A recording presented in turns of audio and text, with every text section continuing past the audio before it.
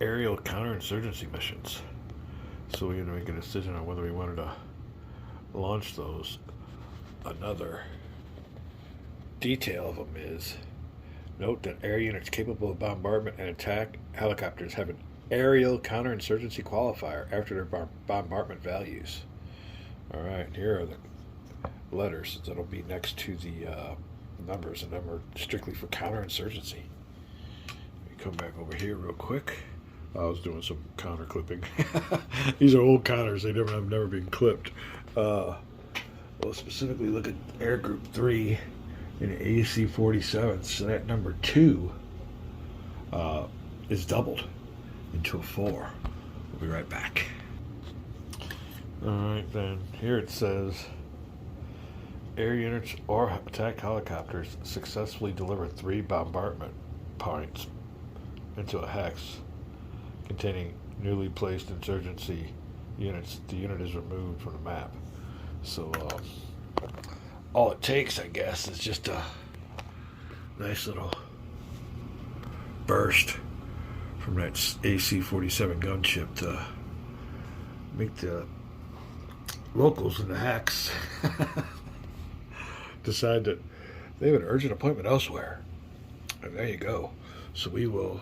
Another thing about this is, too, let me point this out, is you're looking at the electronic warfare setup or array of the communist, and they have array here. Now this is only a 3 hex range, so this is the electronic 10 hex range to their Messiah complex, the radar complex,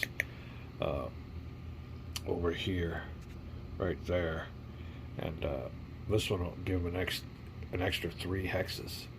So that actually goes out to, let me see, 1, 2, 3, well, 4 hexes. 1, 2, 3. You can go out to here with that electronic warfare. But what I'm trying to get at is, you follow this little range here, and it definitely skirts our little base, which is great. Great position for this base. Hats off. But anyway, you know, it was done on purpose. When they established those bases across the border. But here is their other AWACS unit that is at the air group, provided with another 3 range, which is okay, but this might not have been a good spot. I mean, I know it's fortified and everything can hold 20 units. It's their main base on the map, but what I'm trying to get at is it's all backcountry through here. Free range of my air units. They can't get intercepted unless they fly over a electronic warfare unit or a anti-aircraft infantry unit, Stinger. But there you go.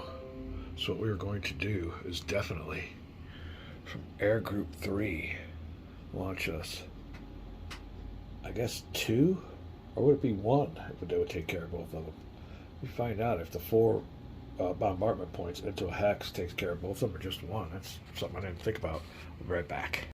Alright, well here it does say deliver 3 bombardment points into the hex containing a newly placed insurgency unit. The unit is removed, so I'm thinking it's going to cost me 2 air missions. So we'll take this unit here, place him into the used box, take off 1 insurgency unit, place it back into the insurgency placement part of the turn record track, and we'll take our second. And this is automatic, that's why all we have to do is just place this into the used box, and then we'll take off the second insurgency unit.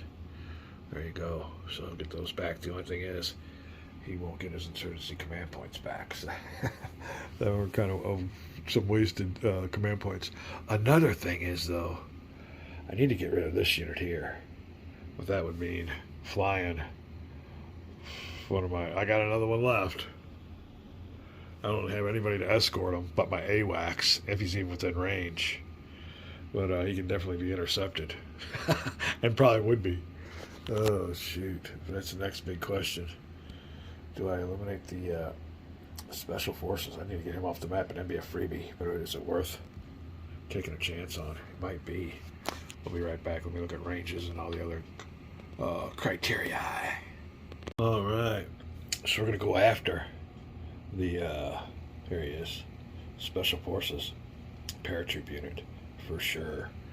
So then the well-worn, and this thing was worn from back in the day, in the 80s when I used to play this game. I didn't know I played it that much, either that or component quality ain't that good. But anyway, yeah, my air mission marker will start at the Air Group 3 display, NEW. Now, as soon as this mission starts, you'll be flipping this marker over from the Air Group 3 and EW side to the Air Group 3 side. Now, that's in regular circumstances, because my electronic warfare unit here is going to go with my C-47 on a strike mission. So we'll be going, escorting him. Both of these will be going into the used spot. And yeah, we'll carry on with the mission now. The AWACS provides, let me see, how do I put it? In other words, if there's a step loss that the Allies will suffer in air combat, the AWACS air unit will take the hit. So that's, I don't know if it damages it. They really didn't say nothing about that, but it did say when you escort them that you will take a step loss if they suffer one. So if my AC-47 suffers a step loss, if he's intercepted, that is, the EC-135 will take the step loss instead. So that gives a little bit of a benefit there. And we definitely want to go down here and do some counter-insurgency mission. I think that's an 18 hex range. AWACS has a 35 hex range, and the AC-47 has 40 hex range. So let me start here with my well-worn. What did we do with them? Air mission marker.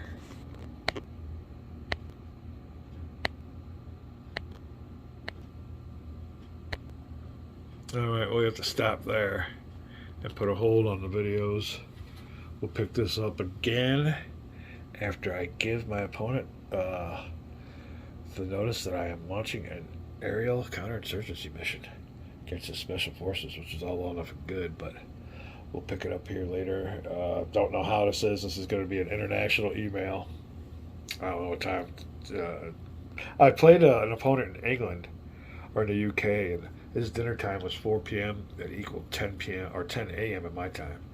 So we'll have to see. But when we pick this game back up, we will find out if he wishes to intercept and all the procedures with that. We're back. All right, before we go into the intercept mission, I want to make note of this Air Group 3. In normal circumstances, you would flip it over to that marker right there. What I forgot to keep on saying was that's normal circumstances. We also have a, somewhere down here is another EW unit. So that marker will stay this way here. Now, my opponent may ask, why do you still have your marker there? And I'll tell them. But yeah, it'll still stay with the electronic warfare side on our because I have a electronic warfare unit still there. And in the rules, it says you have more than one AWAC there. You can still have that flipped over to the EW side. But as soon as there's no EW units present in the hex because they've been used, you flip it over to their regular air group side. All right. Now another thing is, my opponent kind of brought up the question: is you know, where would he go? And I told him, I can't. He asked what the target is. I said, well, that's up to you to find out. You got to decide. I mean, there's only a couple of hexes here. I mean, it won't take much to find or figure out. You know, if they're heading here or here. But yeah, I think it's pretty obvious. So we're waiting on his decision. He's gonna get back with me, and hopefully it's not within a day, 2-3 days. This is the same night as the last video. So that was pretty quick. It was only I ate dinner and came back and already had my email answer. So our question, we're waiting on the answer. We'll be right back. All right, we are back with our Central America game, and we've got I got some progress to report. There's been a little bit of back and forth, and legitimate back and forth. And as a matter of fact, it's good back and forth. I mean, it's really interesting. I guess it's from his point of view and things I never really thought about. But first of all, he says that the pattern I took. He wants to know. We want to know if he needs to intercept as soon as it crosses over into the detection range, or if he can let me go on through. Because if he did, he said I need to be intercepted back here. Because I did. I think I came down this way and went in there. I think I went 2 or 3 hexes before I could intercept. All right, we're going to do this over.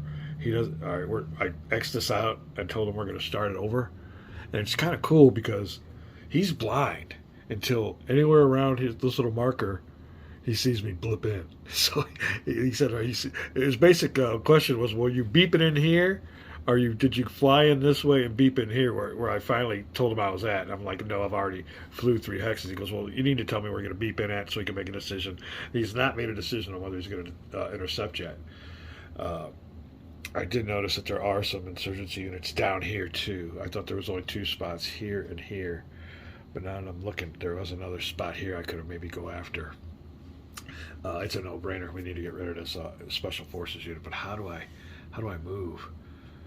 Do I fly all the way down here? If I fly all the way down here and all of a sudden he sees me come in here on the beep, on the blip, he'll know where I'm going. So it might be better to have him intercept me up here with the number of fighters and stuff he's going to go through. If I come in here, and I don't even know if I could fly all the way around here. I only got a 35 hex range. I might be able to. I know just going straight as the crow flies, it was 18. So I got to make a decision now on where on this Messiah radar range I want to drop in at. Having a great time. We'll be back. All right. I think it's strategically better to drop in where I dropped in at and fly this way. If I come in right here, he's going to know what's going on. Yeah, here I am. You want to intercept me?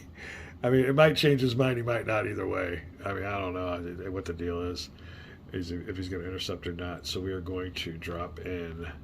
Well, I think it's furthest away would be fine, right here. All right, we'll let you know what the answer is on interceptions.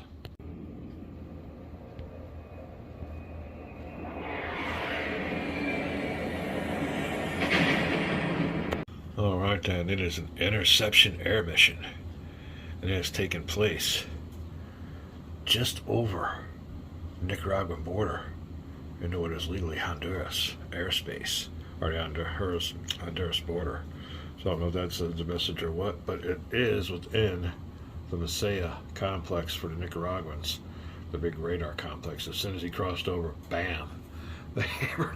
So I guess he entered here, and I don't know what kind of scale this is, but they said it was 15 miles, but by the time we got to this part of the hex, they were already launched and on their way. I don't know how realistic that could be. Maybe they can get there that quick. We're not sure. This is only 15 miles, so I guess they could get there pretty quick. It'd be like maybe 60, 120. Yeah, we'll see. Yeah, I don't know. Here you go. Intercepting west in SF 260 with a rating of 2. And accompanied by their own Soviet converted AN-12 electronic warfare. So that are the combatants now. We are taking a chance. There was the option of not going after this special forces unit, but if I can survive the interception, which I don't think is going to be likely, and I do take out that, and I can deliver those bombardment points, that automatically takes out that unit. That'd be a great turn, a great aerial counterinsurgency, because we already took out 2 of them that were gathering here over the border. So there is the Nicaraguan response to their little mini Tet offensive, where these units pop up in the middle of their country. They gathered up some insurgency units here, here, here, and here, but they were eliminated. We were trying to go for the big prize. Eliminate them. We will be right back with interception procedures. All right, now, unfortunately, what you're doing is determining the combat intensity. Anything below a 6 is considered low intensity, so this would be a low intensity combat. Because my unit here is a D rated and an OJ rated, that means that I will have to be the defender. Most of the time, whoever has US AWACS or some kind of US electronic warfare unit can decide whether he wants to be the attacker or defender. But in this case, I have no choice because I have no attacking capability aircraft. All I got are some aircraft that can maybe shoot back. He, on the other hand, will have the initiative and will be the attacker with his SF-3, or what is that? 260. All right, let me see here what we do. We will be right back. All right, it does say here, in all cases, Allied player has an initiative if U.S. AWACS or EW unit within range or accompanies the Allied air units. There is a caveat, though, and it does say that, where did I see that at? Over here. A stack composed of entirely D units is always considered the defender. Alright, so there you go. That is that rule. Now we will go here, and it says the player with the tactical air initiative chooses to be the attacker or defender. There's no choice. The Nicaraguans will be the attackers. We'll total up the friendly and enemy air unit helicopters involved, including intercepting air unit escort units. None of that. Find the intensity level. Like I said, there's 4 units here. It will be low, 6 or less units for low intensity. Add up the combat values and determine ratio.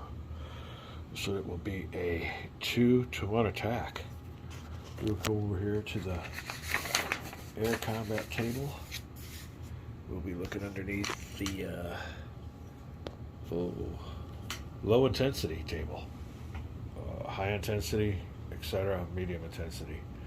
So here we are, and we'll be looking at a 2-to-1 attack, combat ratio, attacker to defender. We were definitely looking for a low number on this roll. And there you go. Now we do have a bunch of die roll modifiers. Let me add these up real quick, and we'll be right back. Alright, die roll modifiers are as follows. The Nicaraguans will get a +2 for Masaya, if I'm saying that right. Masaya, I guess that's the only way I can pronounce it. So they're up there +2. They won't qualify for this one. They will qualify for this one because they have their electronic warfare unit accompanying them, so they're at a +3.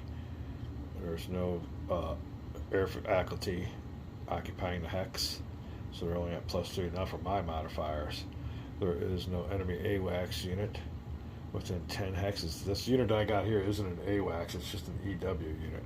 It'll tell you when it's AWACS. But I will get this enemy EW unit, or ground unit. It was within 10 3 hexes, so we get a -1. Air unit, yep. Enemy EW air unit accompanies the unit on there, so we'll get a -2. Air or ground unit is within 3 hexes, yeah, because we're with them, so we'll get 2. So it'll be a +1 net on die roll. We'll go over to the vassal. I don't have my computer here with me because I'm kind of not prepared, but I'll let you know what the die roll is. Be right back. I'm looking for a shoot. Low roll. Definitely low roll for the attacker. Or yeah, because we want the attacker to retreat. It'll be a +1 modifier. I'll show you what the die roll here is in a second. Alright, the roll in the vassal mod was a 5. With a +1 will equal a 6. Bad news for the Contras. We'll see how bad it is. The low intensity level under 2-to-1 down here to a 6. 0-2 retreat. What is the key? It's all to the left. Yeah, I think it's all to the right. It's for the attacking units, right? For the step losses for the defending units. So we will get 2 step losses. Effective units must immediately return to their air faculty. Alright, now. Oh, that sucks. We will. Does this have a reduced side? No, it does not. He does take a step loss, so but I think he stays in the game. I think that's what he does. But this one here, he will have to take a step loss because we have to suffer 2 of them. There you go. All right, they will have to immediately go back to the air base from which they came.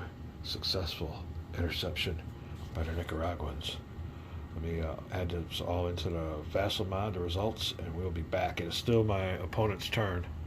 I just had a counterinsurgency that was, this would have put the cream on the crop, but it was kind of a result we figured, but we had to take a chance. Time to reorganize, rebuild that unit, though. We'll be right back. All right, air units are returned to their base. And you can see that unit there has been reduced. We still have our AWACS unit. What that simulated was one of the missiles that would have been headed towards that plane's exhaust or whatever signature that missile had on them. This one here thwarted it. So that missile went awry. The other one came in and struck him. He's flaming, trying to get back. He was able to get back.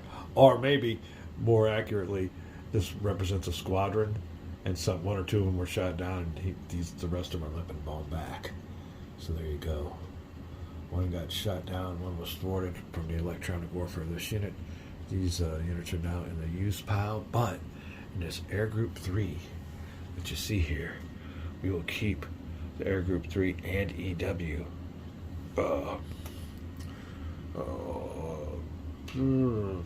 designation because we have a electronic warfare ground unit there. However, for the units for Nicaraguans that took off from Air Group 2, their AN-12 electronic warfare unit has been used and is in the used box. So now their designation for their Air Group 2 will be flipped over from Air Group 2 and EW. And it ain't going to make a difference because he's within that big Messiah range. But just for officials, when I give him his log, I'll flip that back to Air Group 2. And that 3 hex range now will be turned off. But he has a 10 hex range from this complex and this hex, which covers all these little teeth here under range.